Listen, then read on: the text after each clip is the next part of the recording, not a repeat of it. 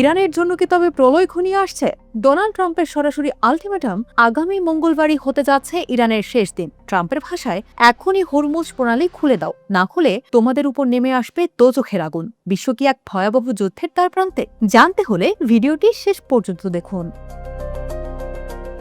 রোববার নিজের social media platform truth সোশ্যালে এক বিস্ফোরক বার্তা দিয়েছেন মার্কিন প্রেসিডেন্ট ডোনাল্ড ট্রাম্প। তার লক্ষ্য এবার সরাসরি ইরান। ট্রাম্প স্পষ্ট হুঁশিয়ারি দিয়েছেন, ইরান যদি অবিলম্বে হরমুজ প্রণালী খুলে না দেয়, তবে আগামী মঙ্গলবার তাদের সবকিছু গুঁড়িয়ে এক করে দেওয়া হবে।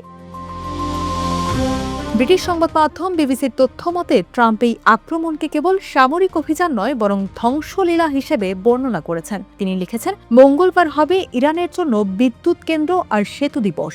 এমন ধ্বংসযজ্ঞ তারা আগে কখনো দেখেনি। কিন্তু কেন এই হঠাৎ রণসাজ? এর মূল কারণ কৌশলগতভাবে গুরুত্বপূর্ণ হরমুজ প্রণালী। ট্রাম্পের দাবি, ইরান এই জলপথ বন্ধ করে বিশ্ব অর্থনীতিতে বিশৃঙ্খলা সৃষ্টির চেষ্টা করছে।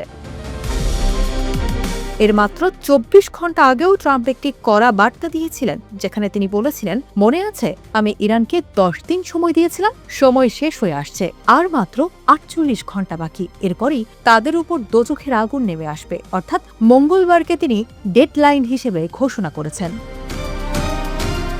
ট্রাম্পের বার্তার ভাষা ছিল নজিরবিহীন কঠোর। তিনি ইরানকে উদ্দেশ্য করে বলেছেন, এখনই প্রণালী খুলে দাও, পাগলা বেজন্মারা, না হলে তোমাদের জাহান্নামে পড়তে হবে। শুধু দেখো আর আল্লাহর কাছে দোয়া করো। তার এই হুমকির ঠিক কিছুক্ষণ আগে তিনি মার্কিন অর্থনীতি এবং শুল্ক নিয়ে কথা বলছিলেন। সেখানে তার আসল লক্ষ্যটিও তিনি পরিষ্কার করে দিয়েছেন। ট্রাম্প চান একটি পারমাণবিক শক্তিহীন ইরান, আর সেই লক্ষ্য অর্জনে তিনি সর্বোচ্চ বল প্রয়োগ করতেও দ্বিধাবোধ করছেন না। তাহলে কি আগামী মঙ্গলবার বিশ্ব এক নতুন সংকটের সাক্ষী হতে যাচ্ছে? ইরান কি পিছু হটবে, নাকি মধ্যপ্রাচ্যে শুরু হবে নতুন কোনো মহাযুদ্ধ? আপনাদের কি মনে হয় কমেন্টে জানান। আর এমন সব ব্রেকিং খবরের জন্য জাতীয় অর্থনীতির সঙ্গেই থাকুন।